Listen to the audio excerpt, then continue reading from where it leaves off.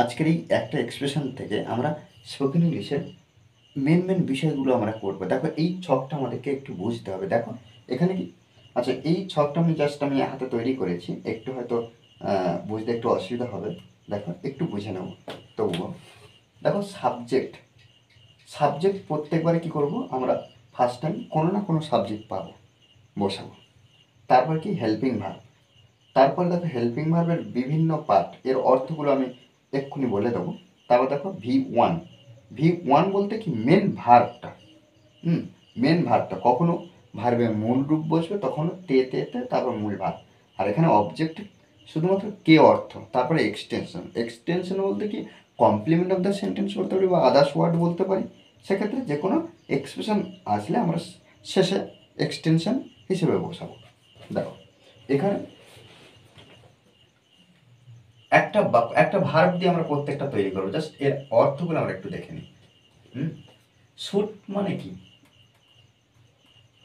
উচিত অর্থ, shoot R out to দুটোর অর্থ কিন্তু উচিত অর্থ, ঠিক আছে।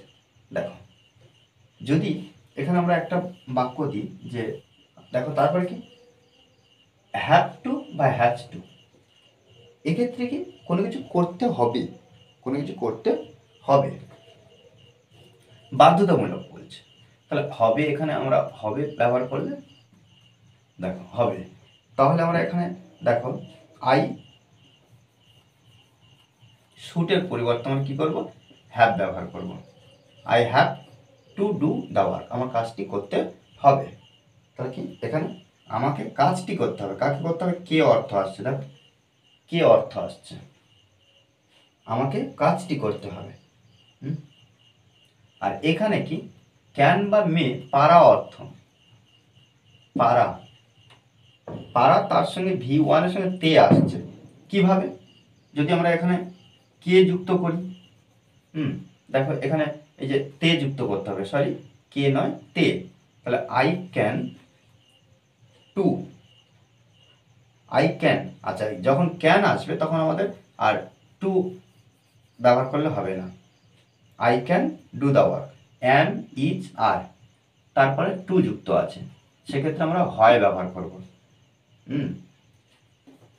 আই অ্যাম আর টু, তাহলে I am to do the work, আমাকে কাজটি করতে, দেখো আমাকে কি অর্থ আসছে, আমাকে কাজটি করতে হবে, বা এখানে সরি এখানে হয়, আমাকে কাজটি করতে হয়, যেহেতু হয় অর্থ যখন অ্যাম টু বা ইচ টু আর টু যখন আসবে আমাদের করতে হয় বোঝাতে হবে, তাহলে I am to do the work, আমাকে কাজটি করতে হয়। দেখো ওয়াজ আর ওয়্যার, হয় এখানে হয়েছিল, হয়েছিল, আর এখানে কি নিড মানে কি, আচ্ছা এখানে নিড দরকার, দরকার বা প্রয়োজন, প্রয়োজন। আচ্ছা এখানে আমরা এটা দিয়ে কিন্তু আমরা একটা বাক্য করলাম না, বললাম দ্য আই ওয়াজ টু, আমাকে কাজটি করতে হয়েছিল, আমাকে কাজটি করতে হয়েছিল। আর নিড বলতে কি, need, need, I need do the work, আমার আমার কাজটি করা প্রয়োজন। তাহলে এখানে দেখো নিড যখন আসবে আমরা ব্যবহার করতে পারি। আর এখানে দেখো কুড আছে, কুড মূল ভার্ব, তাহলে কুড মানে কি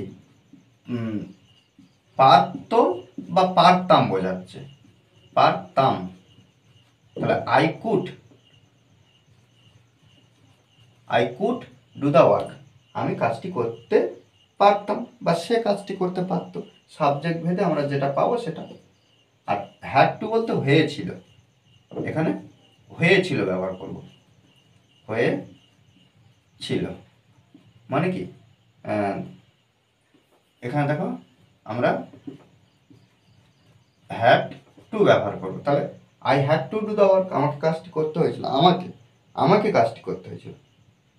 দেখো এভাবে কিন্তু আমরা এই ছকের দ্বারা এই যে এক্সপ্রেশনগুলো নিয়ে আমরা বাক্য তৈরি করতে পারি। আমাদেরকে এভাবে কিন্তু প্র্যাকটিস করতে হবে, মনে রাখতে হবে যে প্র্যাকটিসের বিকল্প কিছু নেই। ওকে। আর এই ক্লাসটি যদি ভালো লাগে অবশ্যই লাইক কমেন্ট শেয়ার। আর যারা এখনো পর্যন্ত এই চ্যানেলটি সাবস্ক্রাইব করেননি তারা অবশ্যই চ্যানেলটি সাবস্ক্রাইব করে পাশে থাকুন। Okay, thanks for watching this video.